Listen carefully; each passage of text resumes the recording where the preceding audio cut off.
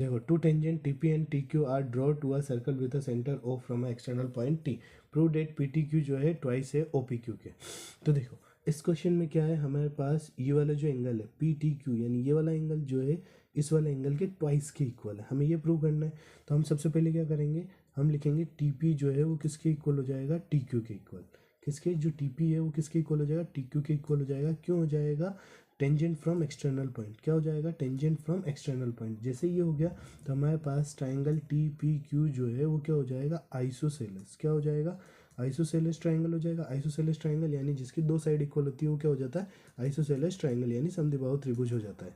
यहाँ तक समझ में आया।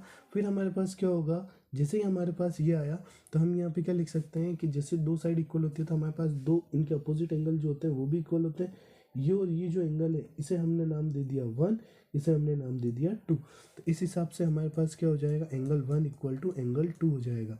और यहाँ पे क्या लिखोगे, opposite side of equal side. क्या लिखेंगे, opposite angle of equal side. यहाँ तक हो गया, हमारे पास एंगल 1 इक्वल टू एंगल 2 हो जाएगा।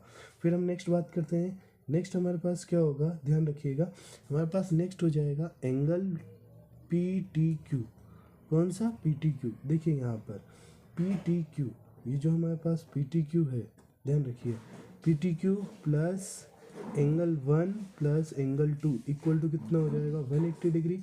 यहाँ पे हमारे पास थ्योरम लगेगी, प्रॉपर्टी लगेगी, सॉरी थ्योरम नहीं, प्रॉपर्टी लगेगी, एंगल सम प्रॉपर्टी। क्या लगेगा, angle sum property. Angle sum property यानी त्रिभुज के तीनों कोणों यानी all interior angle of a triangle are equal to 180 degree. ये हमारे पास हो गया। अब बताइए, एंगल 1 जो है किसके बराबर है, एंगल 2 के बराबर है। इसी नेक्स्ट स्टेप में क्या होगा, PTQ जो है वो PTQ plus, sorry PTQ plus twice of angle 1 equal to कितना आ जाएगा, 180 डिग्री। यहाँ तक समझ में आया। और यहाँ पे एंगल 1 नेक्स्ट स्टेप में हमारे पास आएगा, एंगल 1 इक्वल टू होगा 180 माइनस एंगल PTQ। और यहाँ पे जो ये ट्वाइस, ठीक है। और यहाँ पे नेक्स्ट स्टेप में एंगल 1 जो है ये 2 इन दोनों के नीचे जाएगा, अपॉन में जाएगा, 180 के अपॉन में जाएगा, कितना आ जाएगा, 90 डिग्री। और ये माइनस हो जाएगा PTQ अपॉन 2। यहाँ तक कंप्लीट है। ये हमारी इक्वेशन नंबर फर्स्ट बन जाएगी, ठीक है। ये हमारी इक्वेशन नंबर फर्स्ट यहाँ तक कंप्लीट है। अब हम चलते हैं नेक्स्ट। अब देखिए, अब मेन पार्ट है इसका, ध्यान रखिए। एंगल 1 तो है ही, इक्वेशन 1 तो है ही इंपॉर्टेंट। फिर अब यहाँ पे देखिए, TP जो है, TP हमारे पास क्या है, टेंजेंट है। और PO क्या है, रेडियस है। जब भी हमारे पास TP अगर टेंजेंट है, ध्यान रखिए नेक्स्ट स्टेप में, TP या टेंजेंट है और क्या है, PO अगर हमारे पास क्या है, PO हमारे पास रेडियस है, तो ये हमेशा क्या होती है, एक दूसरे के ऊपर परपेंडिकुलर यानी लंब होती है। जैसे ये परपेंडिकुलर हो जाएगा तो हम क्या लिख सकते हैं यहाँ पर, एंगल TPO किसके बराबर होगा, 90 डिग्री।